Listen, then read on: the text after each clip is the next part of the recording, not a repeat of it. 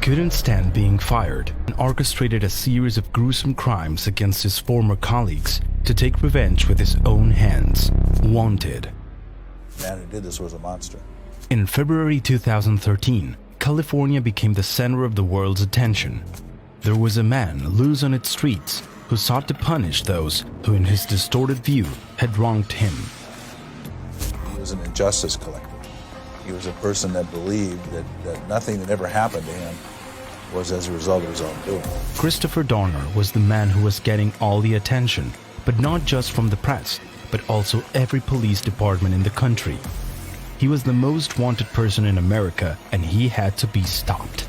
His crime? Murdering the daughter of the lawyer who defended him after his dismissal from the Los Angeles Police Department. I think at one point in time, the rewards throughout Southern California for his apprehension amounted to over $1.5 million. His focus was on the institution that fired him, and every cop in California was a possible target.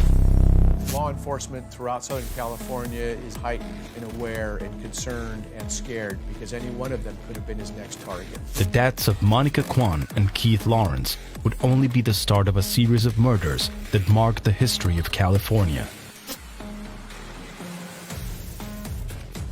10,000 law enforcement officers are trying to find a killer in Los Angeles, California. A sweeping manhunt triggered by this man, a former policeman accused of a shooting spree, targeting fellow cops and their families. The capture of Christopher Dorner was the top priority of the Los Angeles Police Department, but also of every law enforcement officer in the country who saw in him one of the biggest threats they could face.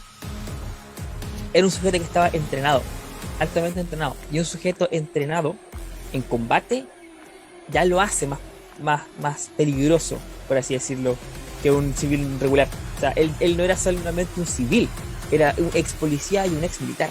Por ende, él tenía un conocimiento en combate mucho más grande del que tienen los policías.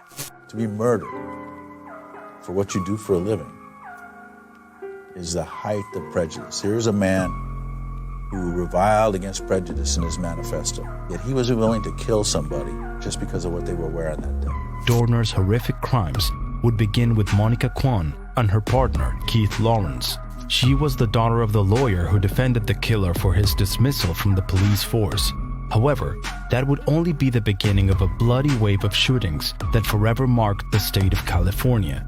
His next victim would be Officer Michael Crane, who was standing at a red light when the killer shot him with a rifle.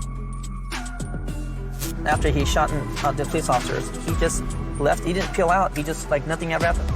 No speeding, no nothing. Like, he took, like he was going home. Dorner's escape was already something out of a movie. Cops Fabian registered a hotel in Tijuana where he could have been. However, the final scene took place in the mountains of California. A huge contingent of agents, including SWAT teams, arrived at Big Bear Lake, where they would begin the final phase. If he's watching this, a message for himself is enough is enough. It's time to turn yourself in. It's time to stop the bloodshed. It's time to let this event and let this incident be over. The call wouldn't be heard by Dorner, who in the middle of a crossfire would end the life of another agent. That made 4 dead in his shooting spree. The ex-cop had turned California into the scene of the most horrific crimes in recent years. The search was still intense but slow, because they had to take every precaution to make sure nobody else got hurt.